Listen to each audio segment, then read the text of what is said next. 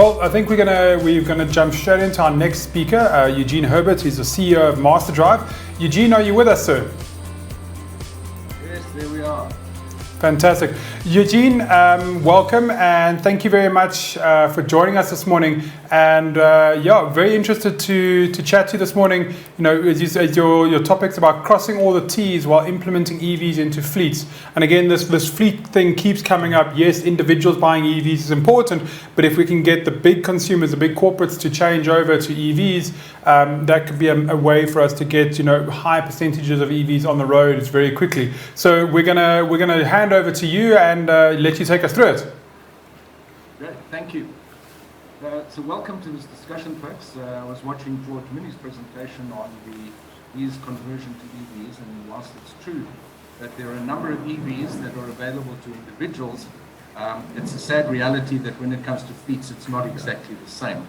But let's just talk why we will be talking to you today about the looking at fleets. MasterDrive is essentially a risk management company, and therefore we look far ahead and endeavor to understand what fleet markets will be happening, or what will be happening in the market, and particularly with regard to selection and, of course, the training. And it's in that context that we started looking. So what I'm taking you now is on a journey. So let me share a screen with you, and then you'll begin to understand why we are looking at it from this perspective. There we are. Mount Everest. The T in Everest is what we're talking about when we speak about the conversion to fleets. Mount Everest, for those of you who know, is really the most daunting mountain that anybody can encounter at any stage. And I'm not sure if you're aware of the fact that of the hundreds of climbers that each year tackle it, an annualized average death rate is in the region of about 14%. Now, base camp for Everest has been described as a Formula One car racing depot. That's where fears, frustrations, conflict, and in fact, even lifelong friendships are born. Some of the climbers will experience the joy of achieving their objective, and others will be disappointed. Base Camp 4, when we have a look at it in a moment, you'll notice that is the area where there's the greatest contention. It's referred to as the death zone. But to conquer Everest requires intensive preparation. You might be lucky and it could go well, but on the other hand, if you don't plan and make sure that every step of the way up is accounted for, you may not have the opportunity of living the experience. And therefore, what I'm doing is taking you on a journey today with regard to how the adoption of EVs can be likened to climbing Everest. Everest, when you start looking at base camp over there, it has to do more with the fact that you start at a level, and the ultimate intention is for us to reach the summit. What are the implications, though, as far as fleets are concerned? Just looking at the figure there, you notice it's holding up a sign, consumers are ready for electric vehicles. It's a statement, but below that is a question. Now, consumers in the private market, true, could be ready, but what about individuals when we start looking at fleets? Now, when you start looking at the things that are going to be essential, that would make us go the route of alternative energy supplies, in particular EVs, it is most organizations who speak the right language that have 2050 as the target market for reaching zero emissions. But in order to achieve that, by 2030, 60% of new car sales must be at zero emissions. Whether that's EV or combination of other things, it must be at 60%. Now, the two factors that contribute toward this, and I've deliberately put up more information because when you look at the presentation afterwards, it will contain more detail. Currently, we know what's happening in Ukraine. Russia transports roughly 1 million barrels of oil a day through that. That is what the conversion to EV is doing to displace our reliance on fossil fuels. So therefore, it is essential that if we look at gaining the future aspirations, net zero by 2050, road transportation today has to do its part. Many people are, of course, concerned about the electrification, what strain it will put on the system. But in order to reach 2050, it's only adding 25% to the current global electricity demand. So it's well within reason then for us to assume that if we set that as an objective, we will be able to reach it. But let's talk about some reality though. And this, we look at the consumption of or the generation of CO2 emissions. In the far right-hand corner, China accounts for 9.9 billion tons of CO2 emissions annually, and you'll see the number for per person. In the United States, 4.58. And interestingly, down at the bottom there, you'll notice what South Africa accounts for, only 435 million, and only 1.00% of the world emissions. Now, that kind of gives you an indication of what the level of urgency is in the South African context, because the total consumption of tons per person in Africa, you'll see in green there, is 0.8. So is there a real drive in the African context for us to reach that zero? Obviously, it's not as strong, but there's every bit of an advantage to be gained from achieving this. So let's have a look at what the world figures show.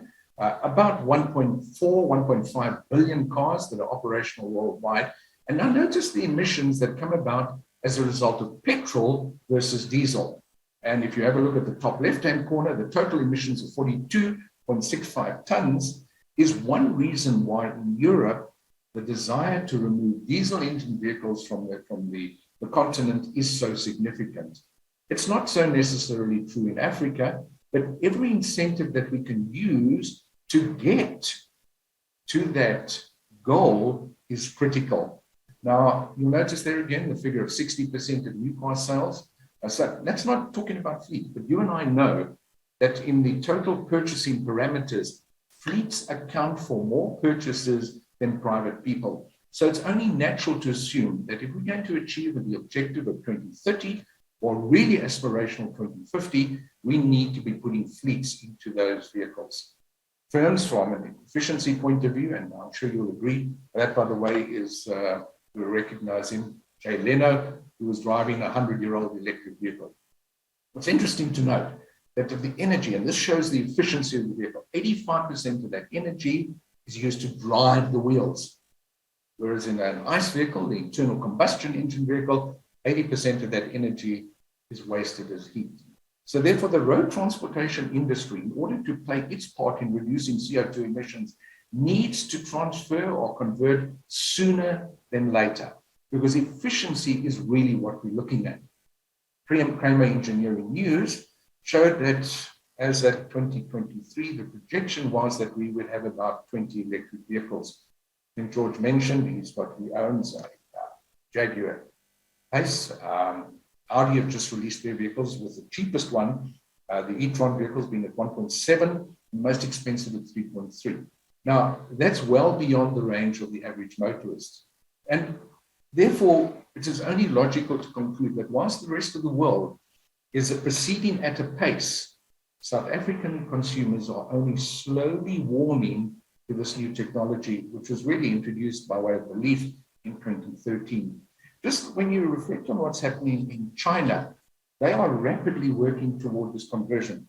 Here's an interesting figure that we'll talk about in the environmental part. I'd like to give it to you. It says that Chinese battery manufacturers generate up to 60% more carbon dioxide emissions producing an EV than a car with an internal combustion engine. So that's something that we need to remember about when we talk about the environmental impact. But now to the point of the business fleet. What does that mean for organizations who want to convert? And in fact, the options are becoming so much more attractive. True, we're nowhere near the rest of the world. But companies, we have many major companies represented in South Africa, and the savvy ones we're talking about are starting to look at what are the implications of going commercial fleet application. We start looking at the benefits. Of course, there's cost benefits. But what are the implementation factors that we need to take into account? When we do a suitability assessment on an electric vehicle, what does that show? One of the important things is total cost of ownership. I think George made mention of the fact that operating an EV is significantly less costly than an internal combustion engine. But we mustn't only be looking at the operation of the vehicle. There are other components. And of course, when we look at it, what is government going to do to support? What are the implications? Will there be punitive taxes and the like? So moving forward, have a look at what most fleet managers would like to see. 300 fleet managers, 44% said they would like to see fuel costs reduced. So we need to recognize that that is a driving demand, and it's certainly going to be one of the factors in the South African context. But let's not forget that, that policies that govern the way we use our vehicles need to be addressed, because one of the things that we'll be talking about is how do you as the driver claim back if you're fueling your vehicle. When I say fueling, charging your vehicle in the home context. And those are the things that organizations are already starting to look at. So if we did a series of checkpoints as we climb the mountain, what are the points that we need to consider as an organization? What exactly are we looking for? We must know that right at the outset. What type of vehicle? Is it going to be for sales rep? Is it going to be for delivery vehicle? What questions do we need to ask ourselves that will ensure that our strategy is correct? What are the financial considerations on our climb up the mountain, total cost of ownership, and the practical needs? You'll see in the slide that I'll share with you in a moment. The primary concern, I think 49% of people are concerned about range. They talk about range and anxiety. And a new phenomenon in the UK, they talk about charging anxiety, the level of charges that are going to be levied, how they differ, and what the implications are on the user. The environment is something that you and I need to consider, because when I show you what the impact on environment is, you will notice why it's a key driver. And then the last one, do we have buy-in from all role players? You know that many of our drivers out there love an internal combustion engine, whether that's a V8 or a supercharged engine or something. Their conversion into the fleet must be significant, because if it's not, the failure or the possibility of failure is imminent. So what are we looking for? In South Africa, we know we have a limited range, but already what we notice in Europe and in the United States, companies are saying to the manufacturers, this is what we require by way of a delivery vehicle. In South Africa, we have no choice. We take what we get. It has very little to do in the fleet application with regard to whether it's filling the needs of the organization. But we as an organization or as a company can determine what is it we need, because then we will select appropriate vehicles for our application. And the type of questions that we need to be asking ourselves is, what vehicles do we need to switch? Because clearly at this point in time and for the foreseeable future, it is not all or nothing. What will it be from an operational point, financially? Will they be able to do the work that's required? And will the switch be cost prohibitive? One of the factors that needs to be considered, taking into account where South Africans operate fleets, in dusty conditions, what impact would that have on an electric vehicle? And then, of course, the final ones, what is available in our market, and will they meet our demands? In terms of financial considerations, these are the things that we should be looking at. Purchase comes at a premium. I saw one report that showed that they anticipated that by 2022, the cost of an EV would be the same as a internal combustion engine vehicle. That doesn't seem to be the case, and certainly not in South Africa. When we look at our budgets, what does it look at? Is it only the acquisition of the vehicle? What about the charging infrastructure? And then, of course, the area that we started looking at, what are the implications from a driver perspective? Because if you've tested an EV vehicle, you will notice that the drive is dramatically different. Responses are instantaneous. So if we used to drive in a vehicle that we've got a lag on it, and turbocharger or something like that, it's clearly going to require a different style and approach to driving. Incentives are a significant contribution toward whether or not we will be able to do. And as George mentioned in his presentation, the green paper, hopefully it becomes a white paper. Are there going to be significant incentives for us to take advantage of going the EV route? And then the last one over there, let's accept EVs come at a premium from a pricing perspective. But will that outweigh the environmental benefits? Because you and I have a responsibility, both as corporate citizens and as individuals, to ensure that our environment is correct. I gave you the figure earlier, range anxiety, 49.5% of the total respondents for 2023. That is one of the considerations that most people will have. The utopian range that we have on a vehicle may be given as 500, but in real world, what is it? And of course, if we have a lack of charging stations, that could significantly impact on the driver and the planning that we have with regard to corporations delivering goods. It is likely, in the South African context, in the foreseeable future, that the area outlined in red over there is probably what we could be looking at. We will never have the selection of vehicles that they have in Europe by any means. And when we start looking at trucks, we know that Volvo talk about in 8 years' time, the probability of having a mix of their trucks on the road. And by the way, range on Volvo trucks, when they started the exercise many years ago, they saw a range of something like 244 kilometers, and that has been extended now to in the region of 440 kilometers. If there's charging stations en route, obviously it has significant impact on a company's processing. We mentioned stakeholder. To get to that final leg there, to get to the top of the mountain, if our investors don't believe that it's the route to go, and they don't see the returns, which they may be expecting short term, and they're not prepared to take long term, well, we may be fighting a lost cause. Staff, management, do we have the buy-in? The employees, in particular, the drivers, will they buy in to what you and I want in an organization when we plan our EV future? Let's not forget the environment. And I'd like to put up something, because many people, when they talk about, and you saw that figure earlier on, tons of CO2 emissions. So what exactly does 1 ton of CO2 emission look like? Here's an interesting drawing. That is roughly what 1 ton of CO2 emissions. Now remember, we spoke about China generating 9.9 billion tons of CO2 emissions. That kind of puts it into perspective. And if you and I have a love for the environment, it's certainly one of the things that we will be considering as a motivation to change. The obstacles, though, that we must be realistic about encountering, old habits die hard. The love of internal combustion engines may well face a major problem.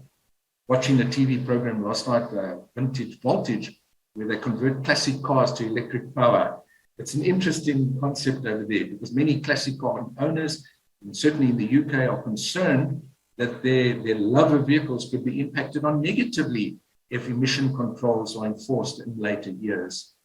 The availability, limited availability. So how does that fit in with my fleet demands as an organization? And of course, range, we've noticed a change in years past, where long deliveries and then in towns and cities, just-in-time deliveries take place with smaller vehicles. Will that be able to cope effectively with the needs? Charging, is that a possibility? Are you going to have home station charging? I, as a sales rep, am saying to you, now what am I going to do? You mean that I have to charge my vehicle at home? And these are the type of challenges that we face, and not the least of which is that final hurdle to make sure that the environment is protected for your children. So beyond the environmental matters, go beyond just tail emissions. Interesting, and you'll notice over here information that those organizations that have done some research, that of the 20,000 to 30,000 moving parts, it involves in the production of that thousands of tons of CO2 emissions. Another factor that we need to look at, greenhouse gases released while making the cars account for a higher portion of the full life cycle of emissions. So the heading there, it's beyond tail emissions. And then here's another one from McKinsey & Co., that material emissions will rise to over 60% in beyond the 2030 year mark, from 18% today. So clearly already there is a cost to the environment in terms of what is happening out there. And then Greenpeace, 20% of the life cycle of emissions is in the production of the vehicles, something that we should take into account and take cognizance of. Here's a couple of other factors that we need to be aware of. Using aluminium to make lightweight bodies, 45% more material than traditional vehicles, emissions from aluminium and the energy intensity that's required to mine and produce those. All of those contribute significantly to greenhouse gas emissions, which should be considered in our overall planning strategy. And notice the final point there, that half of the companies do not disclose the data needed in order to determine the real cost to the environment of CO2 emissions. Now, that could be an argument that you could be faced depending on who's on the board and who your investors are. But in order to get to that step, you and I need to do what's called an EVSA, an electric vehicle suitability assessment. And it consists of these stages. One, we need to have a look at our current fleet. If we decide to move, what are the equivalents or nearest vehicles that we will be having? Secondly, the category. What is the total kilometers of those vehicles that are driven in a particular application? The third one, the vehicle's location. Now, this has to do where the vehicle will be delivering goods to and or be based if it's away from the office. How long will it be there? We know that we have certain vehicles that will go to a particular depot, and there they will stand for a good portion of the day. Now, will that be running in order to keep a refrigeration unit cold? These are the factors that we would need to look at in determining where they will be based. And of course, let's not forget travel.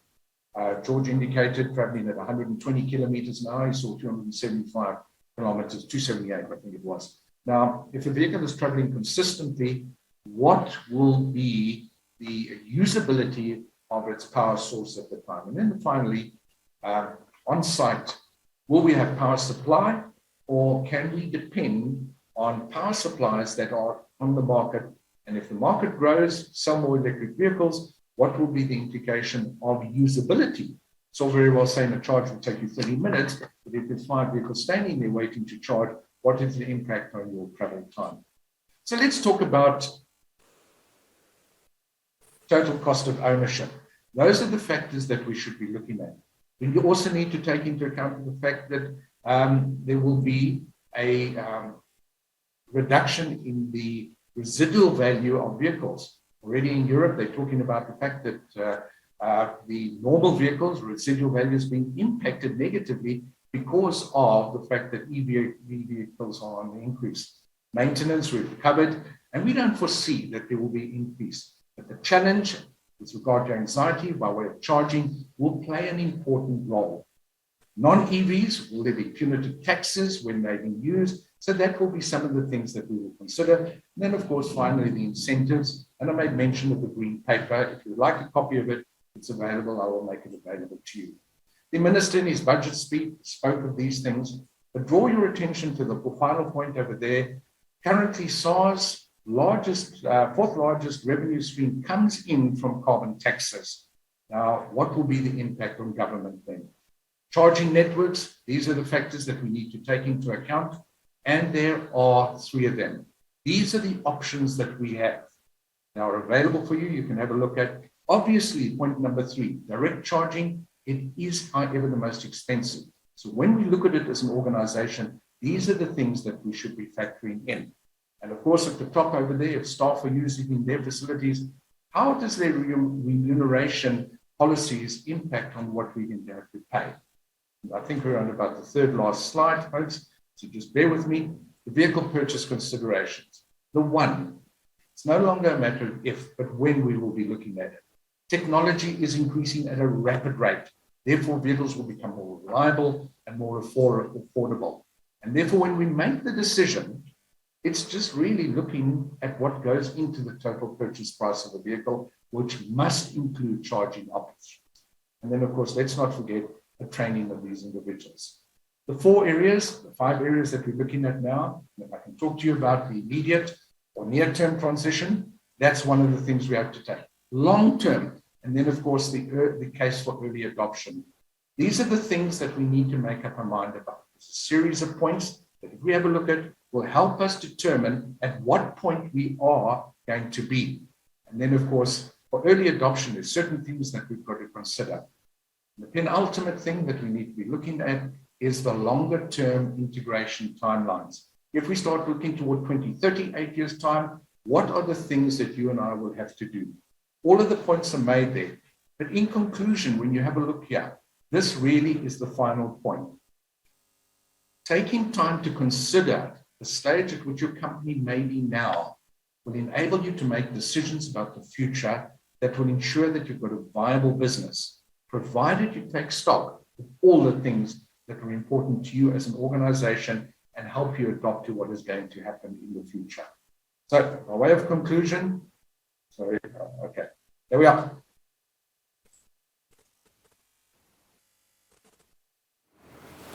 Eugene, thank you very much. Really, really insightful. Really, then, and it's good to consider how what conversion of fleets will happen in time. In your view, Eugene, and just as you're going through, I was wondering about that. What would make more sense for people considering changing their fleet to do it gradually, as their ICE vehicles age, or would it be better to do it in one go? And try and first run out, the first version is to try and run out the life of the ICE vehicles first. What is your take on that? And I guess it will be different fit for different purposes, I guess. Look, I think many of the companies that will be taking the conversion to EVs are going to be dictated to a certain extent by their partners across the world. And they will follow best practice that has taken place over there. It has to do with budgets, of course. But we know that whilst we may see and identify an aging fleet as having the need to be replaced, but an EV equivalent could only be in about 3 or 4 years' time. So in all probability, it's going to be in an African context slightly different. I would be interested to see when the likes of Volvo are running their trucks, long distance. We know they would have to have 2 charging options between Durban and Johannesburg. But the decision to change a fleet is not taken lightly. The cost implications in trucks, 1.5, 2 million rand, it doesn't happen overnight. So it's going to be a staged transition, and I do think South Africans will be assessing and evaluating what works. And even though we have to go that route, they will still be looking at it and saying, yes, but, my diesel truck, I did this, I got that, etc., etc. So the first is to convince those, as George spoke about, those naysayers. Let's get them on board, knowing that from an environmental perspective, it is going to be the right thing to do, and from a cost perspective, the longer term will show savings. I guess, Eugene, just a note on that, and there's massive pressures, what we are seeing, especially with larger listed companies, talking they've got a big focus on the ESG side of things. So certainly guys will start to feel the pressure of that 100%. In time. Yeah, 100%. Eugene, I've got a very quick question before we let you go. A question asking around what is MasterDrive, or how is MasterDrive assisting companies or corporates in South Africa wishing to switch to EV fleets? So what are you guys doing to assist those corporates looking to make the switch? It's interesting what embarked us on this journey was firstly looking at where the future of EV was. And what is obvious, and so many companies are lacking, there were no policies in place. So the first thing that we started, and those are available now, we have determined what policies would govern how vehicles are used in the EV fleet. So that's the first thing. We're in a position to offer you assistance with regard to not reinventing the wheel, but best practice based on what's happening in other parts of the world. The second component, and if you've driven an EV, you'll have noticed whilst they use braking to regenerate energy, but it's almost like an on-off switch. Now, you can imagine a driver is unfamiliar with that. He drives his EV and he just backs off suddenly. The vehicle, because South Africans really like to travel so close to each other, there's now a rear-end collision. And I would hate to be looking at what the cost of EV repairs are. In some instances in Europe, in the US with Tesla, there's this incredibly long wait. So if you've got your right policies in place, you've got the people who are using them trained, and more importantly, supervisors to ensure that they give them right direction. And to which end we produced an EV white paper, which is a summary of all the things that are happening and the latest data that's available to South Africans, which includes that green paper. So that's our support. It's obviously available to private individuals, but we focus more at corporate level. And whilst road safety is our primary objective, if we can help individuals achieve the transition to EVs in a safe and sustainable manner, we keep our business going. Fantastic. Well, Eugene, thank you very much for your time. I mean, it's great to hear, from yourself. You're obviously at the coalface when it comes to what's going on in these fleets. And as Jaco mentioned, a lot of the big corporates trying to meet, carbon emission goals and trying to meet greening goals.